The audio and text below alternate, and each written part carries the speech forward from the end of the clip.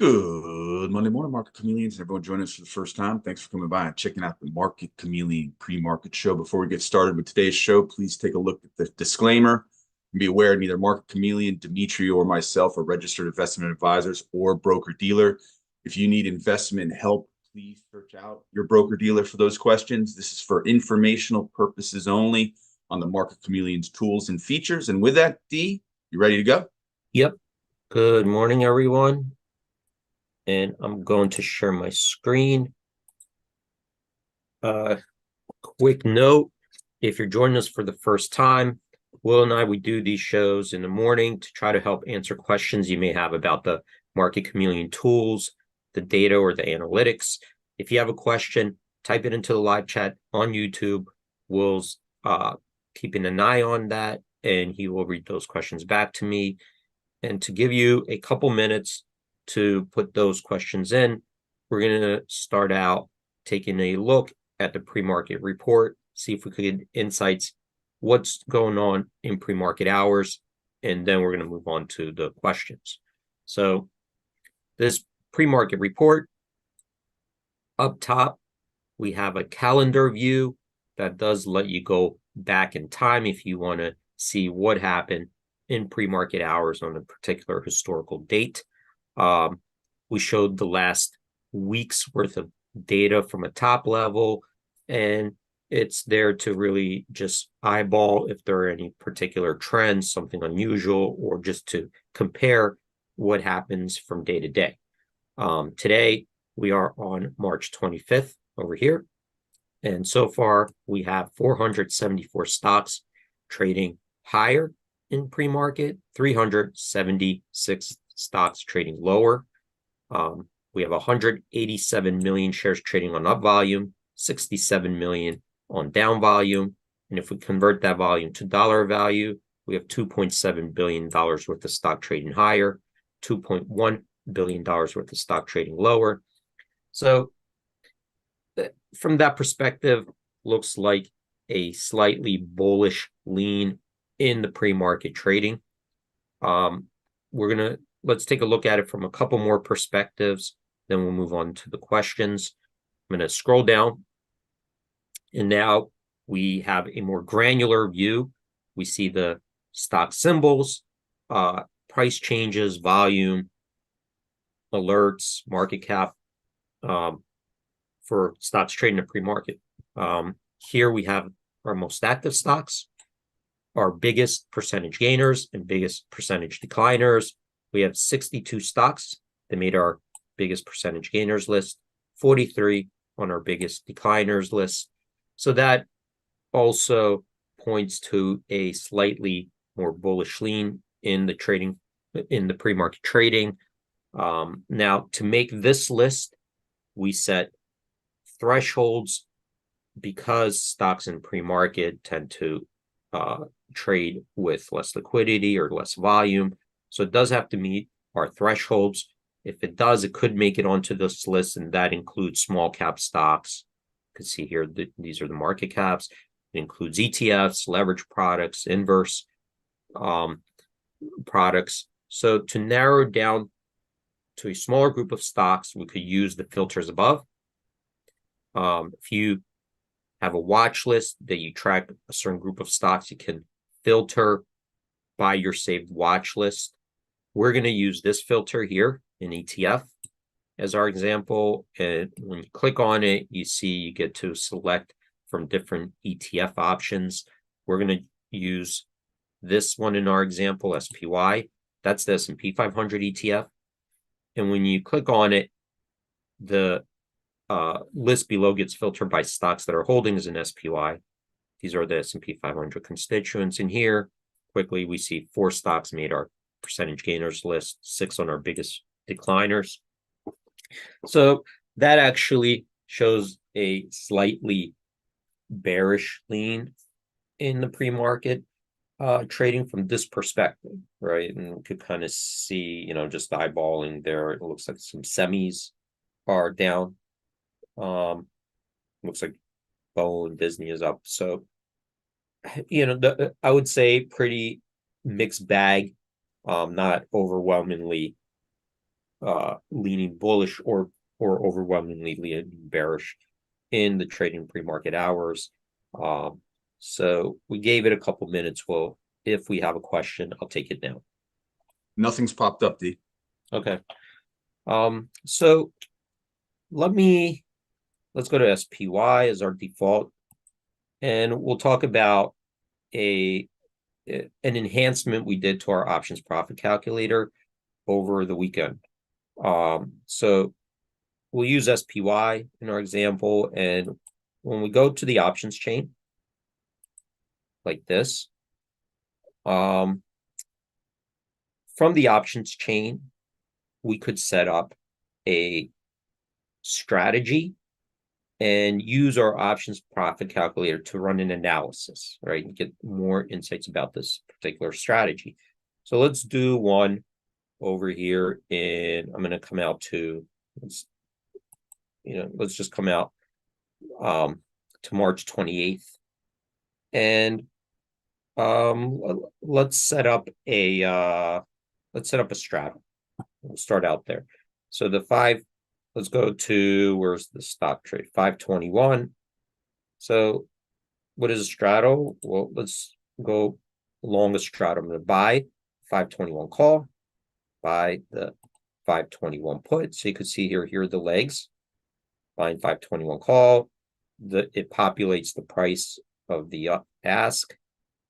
Then 521 put, it populates the price of the ask of the put.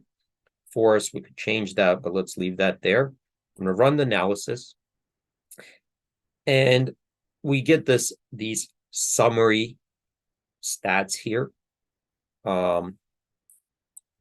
which shows us the pricing, right? The pricing of the straddle shows us baseline theoretical values using, historical stocks returns or historical options. Then we have this risk sensitivity. And I'm going to get to this risk sensitivity. That's the point. But just to complete it, we have the payout diagram. So this is what a long straddle looks like. And we have a chart of the mark-to-market prices for this straddle throughout the day. So let's talk about the risk sensitivity. And as a trader, right, if you're gonna be an active trader, a major part of trading is risk management. Knowing your portfolio, knowing the risk sensitivity of your portfolio, knowing the different risks of the trades, the sensitivity of the pre-trade, post-trade. It's kind of like, think of it as if you are managing an inventory of supermarket, right? You have a supermarket, you're managing an inventory of produce that can expire, that the prices, you have to manage the prices. Sometimes, you have to lower the prices. Sometimes, you need more inventory of something. So it's a whole risk management system, right? Think of like a business that has, like Target or, Walmart. You have inventory, but that inventory, it doesn't just appear on the shelves on its own and manage itself. There's an entire risk management system that is critical for that to be a successful business, a successful operation. And that's what we're talking about when we say risk management. You have to really understand, all the risk sensitivities of our particular strategies. So up here, we have the delta, gamma, vega, theta, rho. So I'm going to go to this new feature on this calculator. It's pricing of risk and sensitivity. And now we could kind of start playing around with this particular strategy. So we have this long strat, right? And over here, these are the inputs and we could try to change the inputs and see, based on changing these inputs, how does the strategy look to us as far as P&L or other risk sensitivity parameters. So let's first talk about these parameters, right? So the strategy price is, we know, it's just the price, $5.01. The delta, that is telling us what our exposure to a dollar move in the stock, right? Up or down. The gamma is what we expect the delta to change for dollar move up or down. Vega is what we expect this to change our portfolio to gain or lose based on one implied volatility move up or down. Theta is what we're expecting the position to decay after 1 day if nothing changes, and then the rho is what we're expecting the position to gain or lose for a 1% move in the interest rate. So these are your option Greeks, right? These are the sensitivities that using the option pricing model, we could gauge, well, what is our exposure? So that's on the top level, but, so we could also draw graphs, what we expect the position to change by for movement in the stock, right? So let's do that first. So this is a 1 day move. This is an expiration. Okay, keep in mind, this is if the market moved today. So here you could see this is without decay, right? Because we're looking at everything else fixed, just if the price moved. So this is what it looks like today. If the price moves to these dollar values, it will gain, right? So, and here we show the gains and losses based on the percentage move. So we start out at 0. So what this is telling us is that, well, if nothing changes right now, and since we bought it on the offer, right? We bought this on the offer 501, right? What it's saying is that it's going to get marked. We're going to lose 3 cents here because that's where it's marked to market, the midpoint. So it's going to lose like $4, right, for this one straddle. If it moves up 0.5%, the stock moves up 0.5%, and nothing else changes. Implied vol stayed the same. There's no theta. This is only for the delta. This will expect to make $74. 0.5% move, 1% move, $223, and this is to the downside.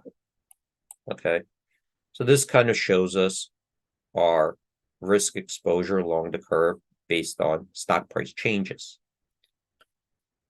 What about our delta? How would our delta change? So we could come over here and look at the delta.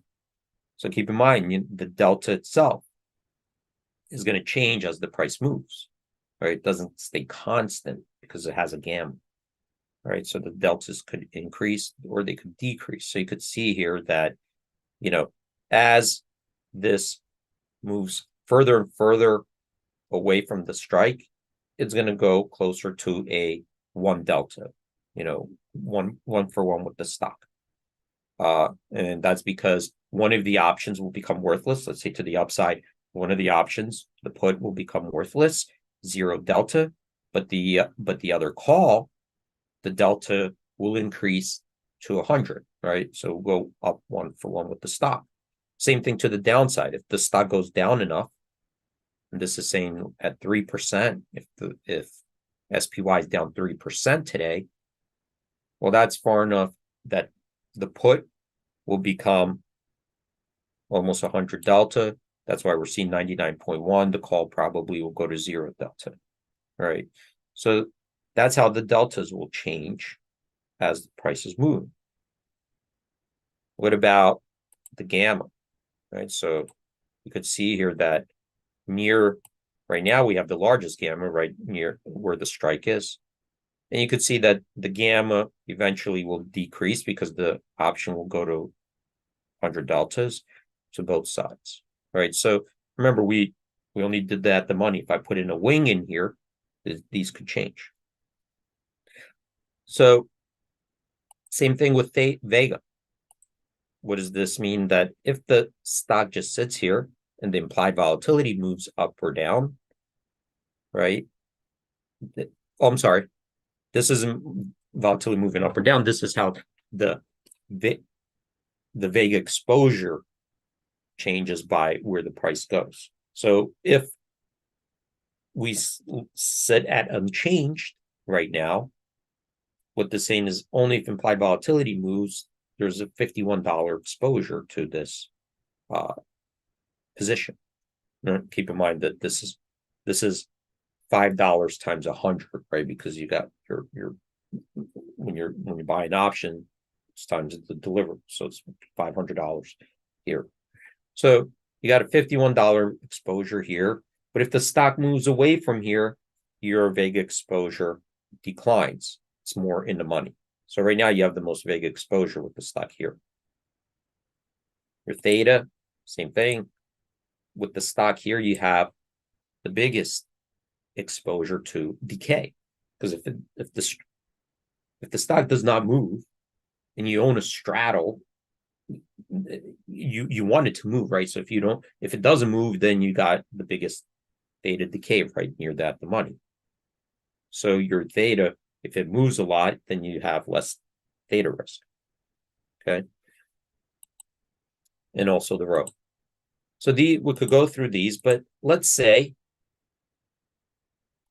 what we wanted to do is now change some of these parameters to compare it, right? To compare, well, how sensitive is this? So let's say I wanted to look at the potential decay in, we have 6 days to expiration. Well, what if we wanted to come out to here? Let me close this for a second. So what if we wanted to look on March 20? Today's the 25th. Let's say we wanted to look at what this looks like March 27th. So I'm going to select March 27th, and you could see now I just subtracted 5 days, right? This will leave it 1 day to expiration.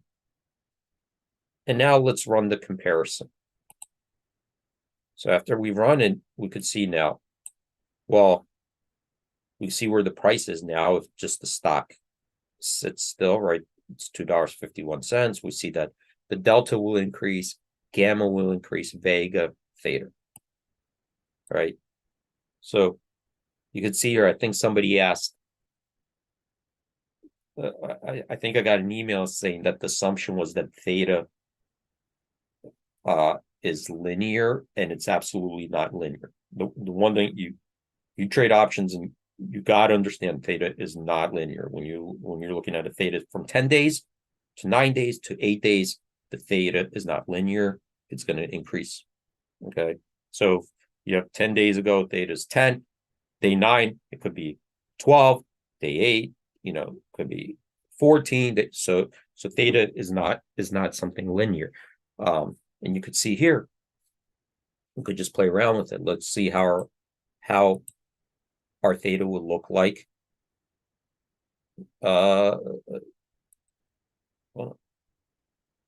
March 25th. Okay, this is on Friday because we're as of Friday's close. So you could see here. Oh, I changed it. Let's rerun it. You could see here that our theta changed. Right. And this is one place to go and run these types of analysis to understand the risks and how you're going to manage this. So here we could just kind of compare, from today's risk, what it will look like if we changed the days to expiration. We got closer to days to expiration. And then below, right, we have the graph, the blue and the yellow. The yellow one is today's graph. The blue one is looking, 3 days to expiration on March 25th. This one was from Friday. And this one, March 25th, end of today, right? And here you could see how the P&L looks like, because there's going to be more decay if the stock just sits there, right? So now you're falling 70. But if the stock moves higher, it starts to converge and lower. So if it makes a really big move, you see it converges. Why? Because basically the option goes to completely in the money, right? They won't have any more time value, but it'll be completely in the money. But around here, it's different, because here it's still going to have time value. So if it only goes up 0.5%, obviously you want it to do it quicker, because it'll have more time value. If it takes longer, you're not making as much, right? So even at 0.5%, you're still making, but not as much because of the time decay. So you could see how much time decay is eaten away at, right? Even at 1% move, you can see that down, you're making only half of it if it did it quicker, right? Because the options time decay, you're losing on that premium. Let's do it, and then we could also compare the deltas and the gammas, right? For the deltas, how they change, right? Gamma, vega, theta. So you can see here, why is the vega going down? Well, keep in mind, vega is going down because now the option is worth less, right? It's going to be, as it decays, it's worth less. So and as it's worth less, it's less sensitive to a vega move, an implied volatility move, right? If you have an option that's completely at parity, then implied volatility move down doesn't mean anything, because it's at parity. It has no more premium. So what if we just wanted to come back here? Let's put in the days. Let's come back to the current day. And so now it's comparing. This is what it would look like at the end of the day, because keep in mind, if we bought it on the offer, it's going to get marked to market. What if we wanted to move down or up the implied volatility? What if we thought, what, the implied volatility is too low, I think it should be higher by 2 clicks, right? So I'm going to go from 19.6. Let's just go to, let's just go to 11.6 on both, just to make it easier. So here I increase this one by 2, this one by 2.7. So I think if both of them are 11.6, how does that change all these parameters? So I'm going to keep this one, the original one, but I want to see, how does this change? Oh, if you want to see each leg, you could open it up. How does it change the price? My delta, gamma, vega. So let's do that. I'm going to run it. So by the end of today, right, if it goes to 11.6 and we're right, well, then this strategy in theory would be worth $6.18. The stock is right here with no decay, nothing like that. So just the implied volatility goes up 11.6. That's where it is. So you can see how this blue line shifted higher. All right. So by the end of the day, we'd make 117 instead of losing 388. Okay. And you could see how your delta, gamma, theta, all this changes. But what if we thought it's going to go to 11.6, but not today? Maybe it's going to be the next day or the day after. What if it's 11.6, but to get there, it's going to be more? What if it takes till March 26th, right, to get there? I'm going to click on that. So now we change 2 parameters. I increased the implied vol, but I also decreased days to expiration by 4. So now it's accounting for time decay, right? Because now we move closer to expiration and for an implied volatility jump. So now let's look at that. Run that comparison. And here we go. So we're going to compare the user inputs. So even if implied volatility goes up,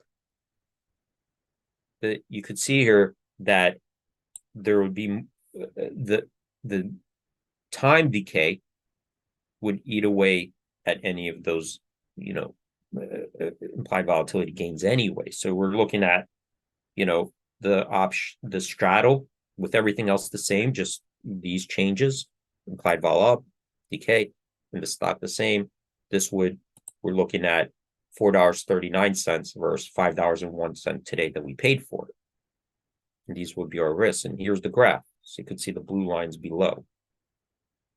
This is showing you along different, strike prices. So look, for example, if you're trying to see how the straddle may change, let's say if we had an earnings and we wanted to take the implied volatilities down and we ran it past earnings, we could start comparing that, right?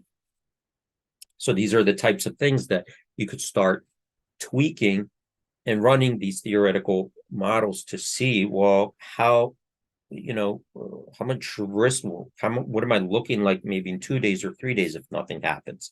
What am I looking at if implied volatility goes up? Like if I'm estimating implied volatility go up, like we just talked about, 2 clicks, but we think it's gonna happen in 4 days. Well, we need to know, well, that is that going to be profitable or unprofitable, right? For us, because why are we going to get into the position, even if we think implied vol is going up, even if we think it's too low and it should be 2 clicks higher, but if it takes, these amount of days to get there, it wouldn't make sense, right? Still wouldn't make sense from that perspective if our intent was just to hold that position like that. So that's what this tool is there to help along with that kind of evaluation, right? To look at the different sensitivities of this portfolio to your delta, your gamma, your vega risk, your decay risk, and start experimenting with it to even shock your own assumptions, right? Of, well, what if implied vols go up? What if they go down? What if, we decay? How am I looking with the strategy and how do I tweak it, to be more in line with my out? Okay. And if you click on these, you'll see the legs of each one. So we're right up at 9:30. Will, I'm going to leave it there. We'll go over it, more times. That's a great new feature, D. Yep. Awesome job. Rob says thanks with the theta description. That was helpful. Good way to start the week. Everyone have a safe trading day. Thanks, D. All right. Thanks, everyone, for joining. Stay safe out there. Have a great trading day and hope to see you guys tomorrow. Trading.